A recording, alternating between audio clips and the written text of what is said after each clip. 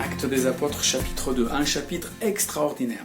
La venue de l'Esprit, il y a comme des langues de feu sur la tête des apôtres, et ils se sentent remplis du Saint-Esprit, ils sont remplis du Saint-Esprit, et ils vont parler des merveilles de Dieu. C'est ce moment où ils parlent des merveilles de Dieu, dans toutes les langues. En tout cas, les gens qui ont des langues différentes les entendent et les comprennent dans leur langue natale.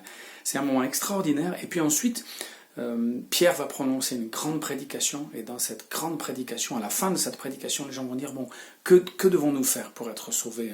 Repentez-vous, soyez baptisés. Il y a des milliers de personnes en fait qui se donnent à Dieu, qui donnent leur vie à Dieu. Et puis dans ce livre des Actes, on voit en fait que cette église naissante, eh bien, elle va persévérer dans l'enseignement des apôtres, dans la prière, dans la fraction du pain, dans la communion fraternelle, et tout ça va résumer l'église des premiers temps, et l'église actuelle encore aujourd'hui. Voilà. Donc un moment extraordinaire, la venue de l'Esprit sur les croyants.